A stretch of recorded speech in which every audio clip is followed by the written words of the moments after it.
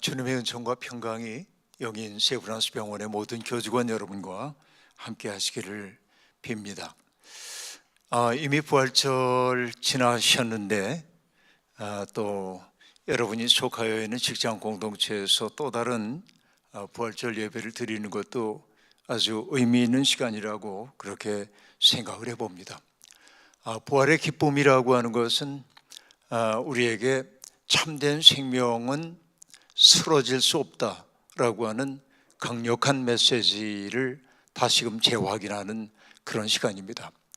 평화가 없는 세상, 생명이 속절없이 유린되고 있는 세상에서 오늘 우리가 부활을 기뻐하고 경축한다고 하는 것은 내가 어떤 방식으로 살아야 하는지에 대해서 다짐하는 시간이지 않으면 안 된다고 생각해 봅니다.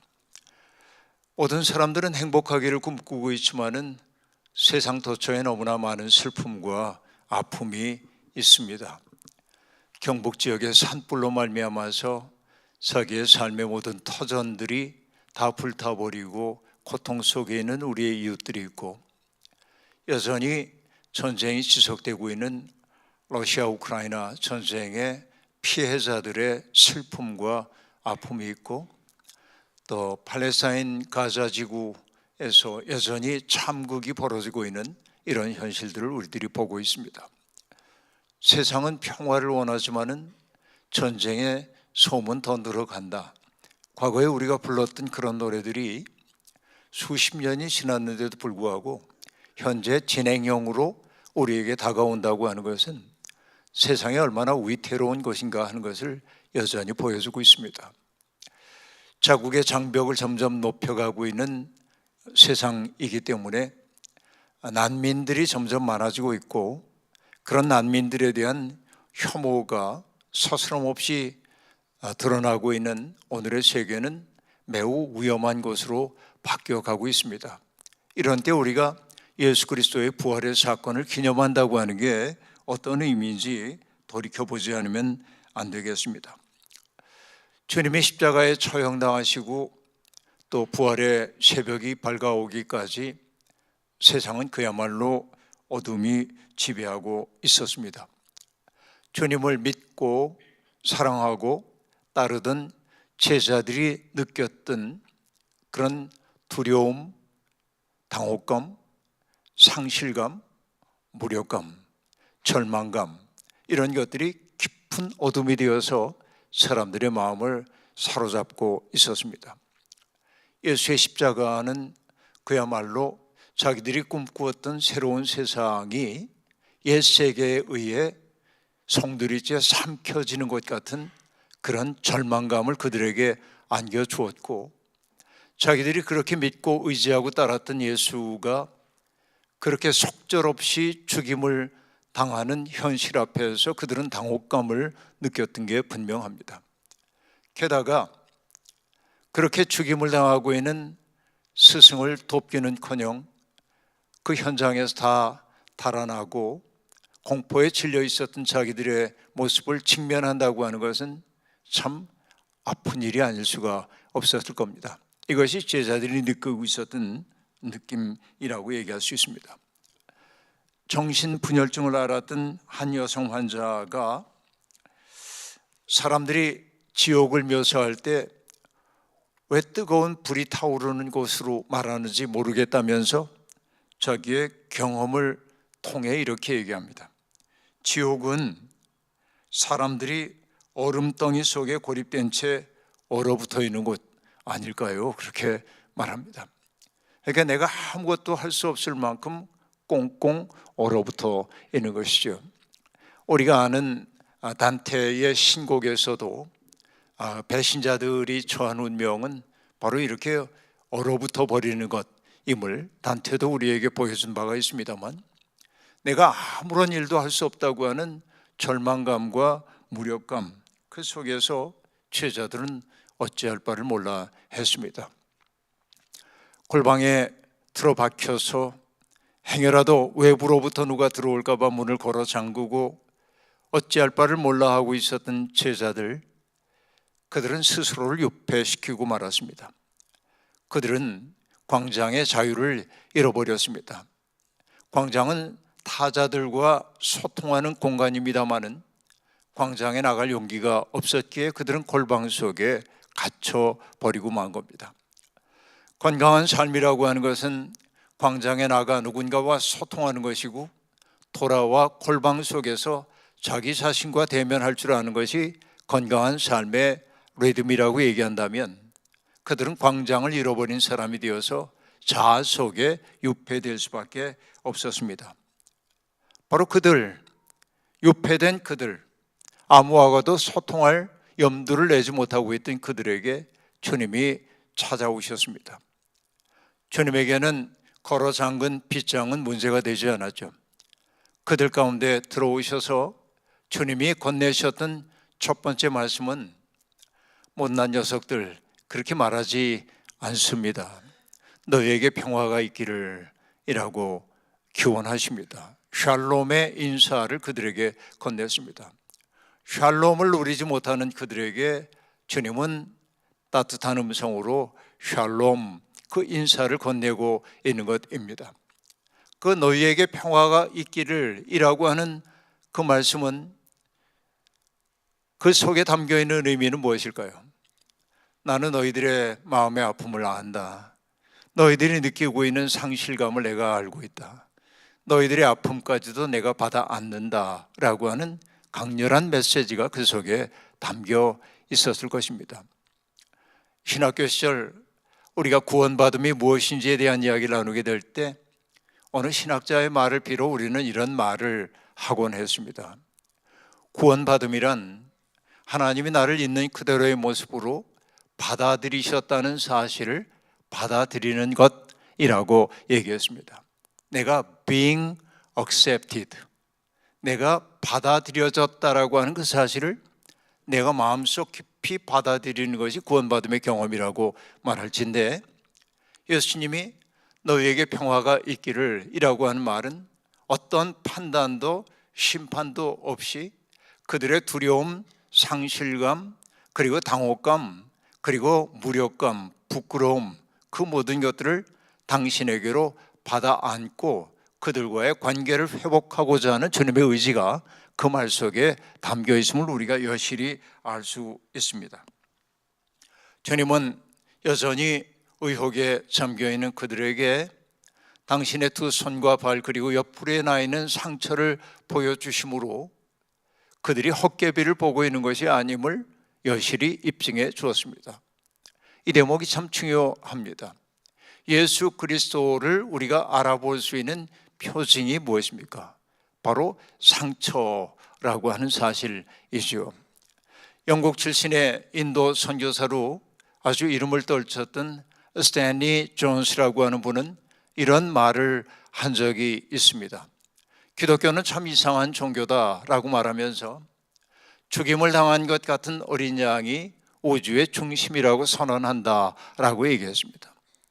영광을 받으신 높이 올려오진 어떤 존재, 금관을 쓰고 있는 왕적 존재가 아니라 죽임을 당한 것 같은 어린 양이 우주의 중심이라고 선언한다라는 얘기죠.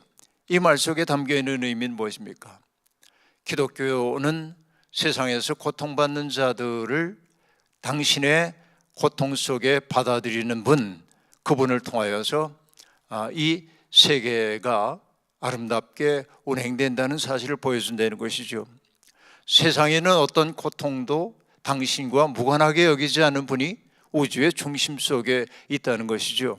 바로 상처를 입은 그 모습, 예수 그리스도의 손과 발과 옆구리에 나 있었던 그 상처 자국이야말로 예수 그리스도가 누구인지에 대한 인식 근거가 된다라고 얘기할 수 있겠습니다. 그 때문에 바울 사도도 갈라디아 교회에 보내는 편지의 말미에 그렇게 얘기합니다. 이제부터는 아무도 나를 괴롭게 하지 마십시오. 내 몸에 그리스도의 흔적이 있습니다 라고 말합니다. 그 흔적이라고 하는 것은 헬라 말로 스티그마라고 말하는데, 그 스티그마는 여러분 우리가 대목장 같은 데서 양이나 소에게 이 소가 내 것임을 나타내기 위해 엉덩이께에 불인두로 지지는 것이 있는데 인식 근거죠. 바로 그게 스티그마입니다. 그러니까 그 바울이 얘기하고 있는 스티그마라고 하는 것은 무엇입니까? 그리스도의 복음을 전하기 위해서 겪었던 수없이 많은 고난의 흔적이 자기의 몸에 새겨져 있다, 그렇게 말하고 있는 것입니다. 오늘 우리는 어떻습니까? 예수를 믿는데 우리의 몸에도 그런 스티그마가 있는지요? 예수를 믿었기 때문에 손해본 적이 있는지요? 예수를 믿었기 때문에 자발적으로 나 자신을 희생해 본 적이 있는지요? 이게 참 중요한 문제라고 볼 수 있겠습니다. 제자들 앞에 당신이 누구인지를 보여주신 주님은 그들을 새롭게 파송하십니다. 아버지께서 나를 보내신 것과 같이 나도 너희를 보낸다 라고 얘기하고 있습니다. 여러분, 요한복음에서 예수님은 당신을 보냄을 받은 자라고 인식하고 계십니다. 바로 이것이 실로암입니다. 보냄을 받았다라고 한 뜻입니다. 그래서 예수님은 끝없이 제자들에게 말씀하십니다. 내가 온 것은 내 뜻을 행하러 온 것이 아니다, 나를 보내신 분의 뜻을 행하기 위해서 왔다라고 얘기합니다. 그리고 주님은 사람들에게 얘기합니다. 아직 내 때가 이르지 않았다, 내 때가 이르지 않았다. 그러나 요한복음 13장이 되면은 주님이 이렇게 말씀하시죠. 주님께서 아버지께로 돌아가실 때가 이른 것을 아시고 세상에 남아있는 제자들을 사랑하되 끝까지 사랑하시니라, 이런 표현이 나옵니다. 아버지께로 돌아갈 때, 그때를 주님은 뭐라고 말합니까? 바로 영광의 때, 인자가 영광을 받을 때가 됐다고 얘기합니다. 그런데 그 영광을 받는 그때는 죽임을 당하는 순간이죠. 세상에서의 모든 소명을 다 마치고 보내신 분에게로 돌아가서 당신이 내게 위임해 주셨던 일을 이렇게 완수했습니다라고 말하는 그 순간이 인생의 완성임을 알기에 주님은 바로 아버지께로 돌아가는 죽음의 때가 인자가 영광을 받을 때라고 얘기했고, 그렇게 사는 자신의 삶을 통해 하나님도 영광을 받으셨다고 말씀하신 바가 있습니다. 바로 이게 보냄을 받은 사람들의 운명입니다. 그런데 예수님은 제자들에게 동일한 소명을 주고 계십니다.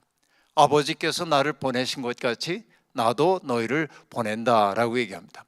그러니까 예수 그리스도의 부활과 만나는 사람들에게 주어져 있는 것도 예수의 운명 속으로 동참하라고 하는 부름이 아닐 수가 없습니다.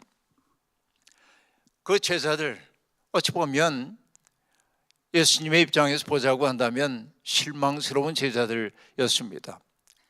3년씩이나 당신과 동행했으면서도 당신의 속마음을 전혀 알아차리지 못하는, 어떻게 보면 못난 제자였습니다.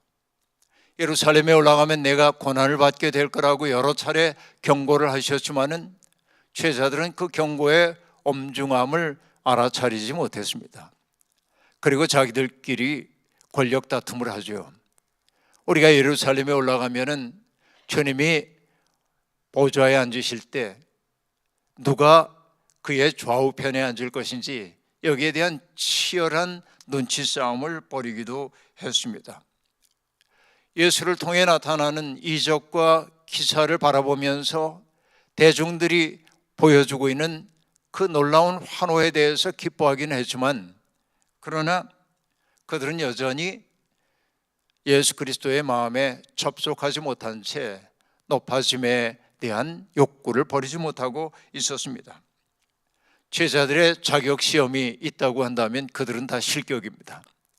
그런데도 불구하고 그런 제자들에게 주님은 여전히 신뢰를 거두지 아니하시고 아버지께서 나를 보내신 것 같이 나도 너희를 보낸다라고 얘기하고 있습니다. 이 가없는 신뢰가 하나님의 은혜가 아니고 무엇이겠습니까? 여러분, 저는 늘 얘기하곤 합니다.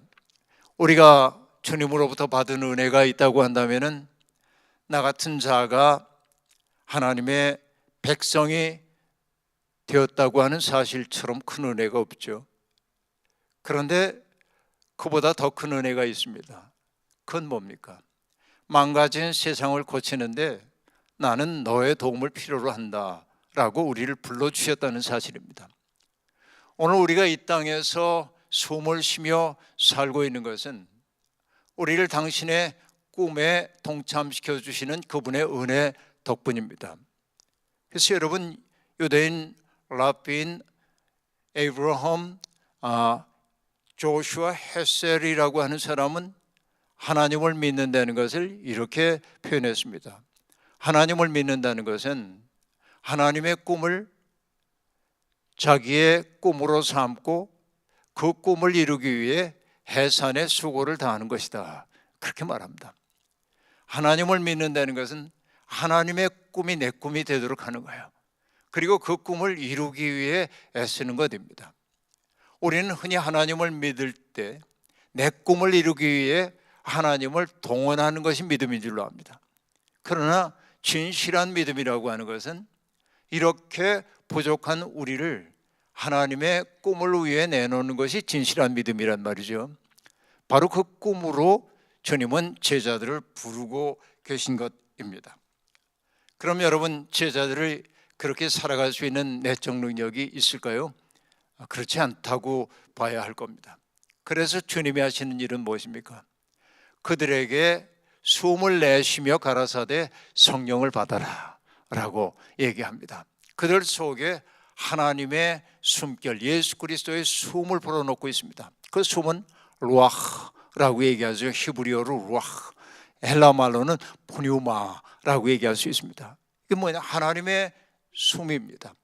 마치 에스겔 37장에 나오는 그 해골의 골짜기에 하나님의 숨이 불어왔을 때 해골들이 맞춰져 가지고 하늘 군대를 이루었던 것처럼 바로 그 숨을 그들 속에 불어넣고 있습니다.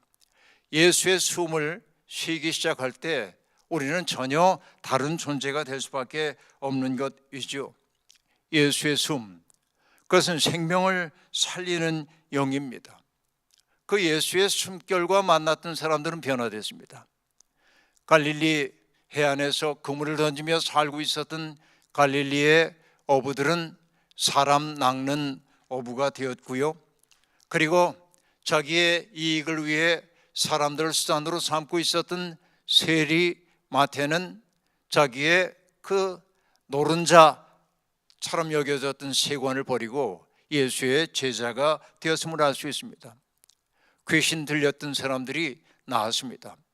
더러운 영에 사로잡혔던 사람들이 영이 맑은 사람으로 거듭났습니다.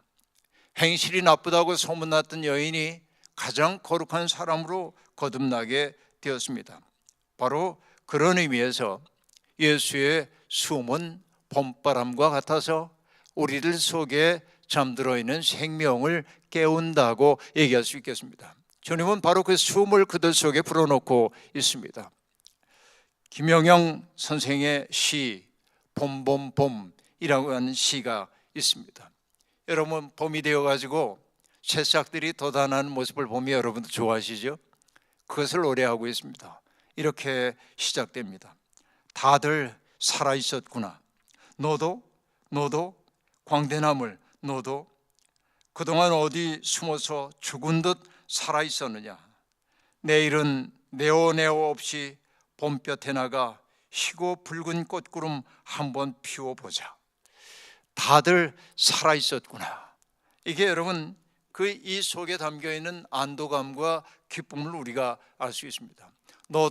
너도라고 호명함으로 기쁨이 더욱더 커지고 있습니다. 우리가 예수 그리스도의 부활을 경축한다고 하는 것은 무엇입니까? 그분이 유일적으로 부활하셨다는 사실을 축하하는 데만 있는 것이 아니고 바로 잠들어 있던 우리들 속에 아름다운 생명의 싹이 움터 나오는 것이라고 얘기할 수 있겠습니다. 뭐든 새롭게 움터 나오는 것은 아름답습니다. 여러분, 아름답다라고 하는 우리말을 설명하는 다양한 방식들이 있습니다만 어떤 분은 그것을 이렇게 파자하여 설명합니다. 아름이라고 한 말은 알과 음이 합쳐졌다라고 얘기합니다. 알이라고 하는 것은 무엇이에요? 그 속에 든 생명을 보호하기 위한 겉껍질입니다.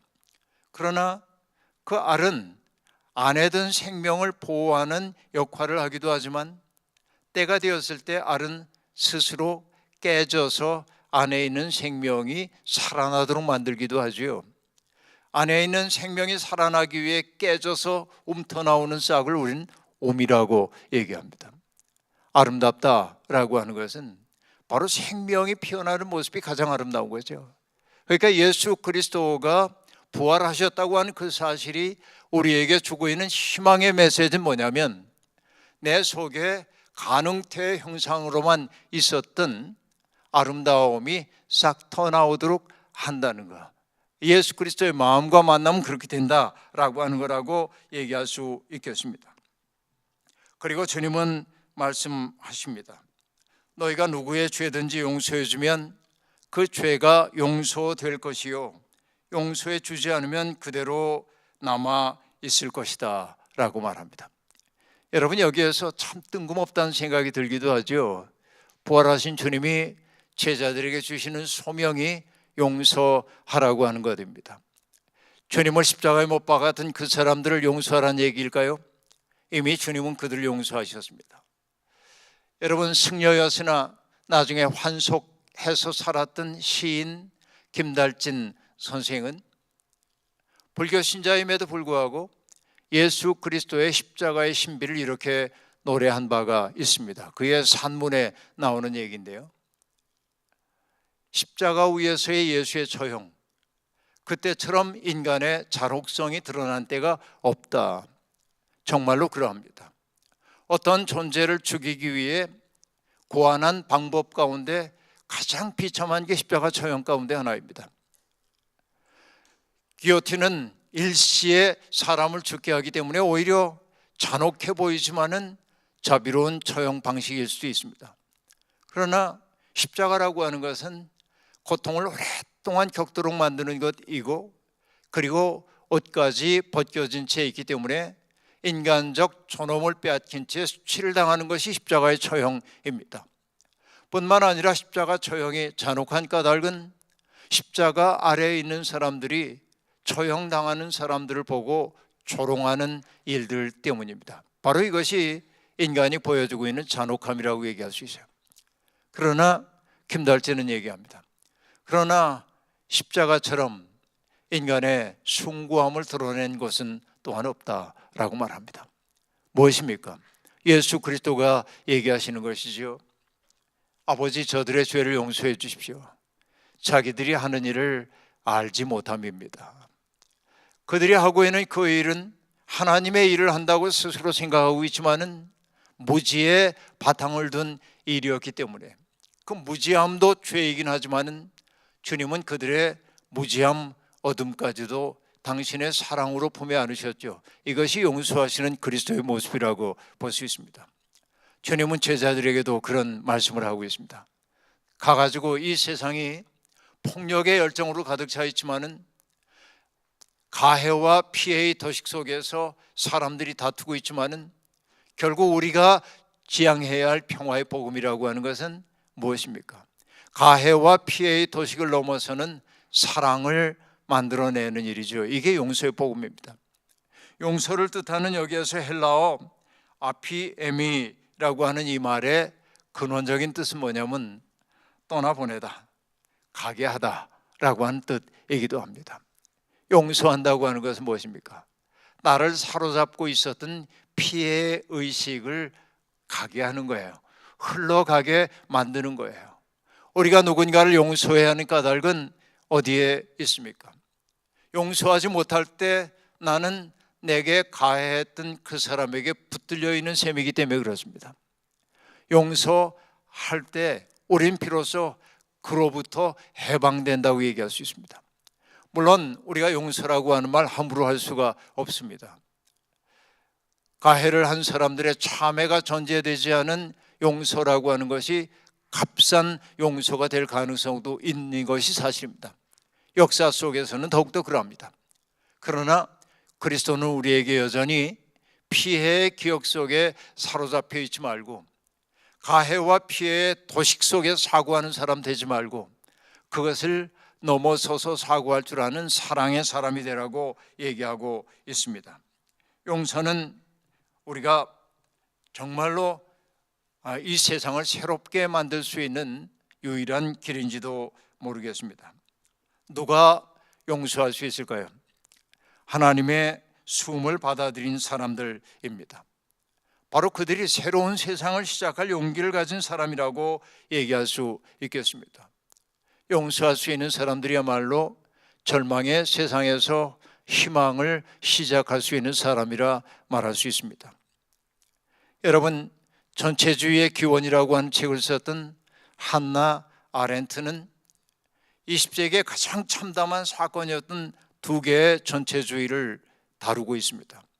하나는 히틀러의 나치즘이고 또 하나는 스탈린의 전체주의입니다.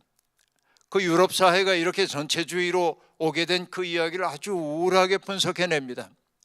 책은 처음부터 끝까지 우울합니다. 그런데 전체주의의 기원이라고 하는 책의 마지막에 한나 아렌트는 희망의 말을 합니다. 어거스틴의 말을 인용하면서 얘기합니다. 모든 인간은 새로운 시작이다 라고 말합니다. 인간의 아름다움은 새롭게 시작할 수 있다는 데 있습니다.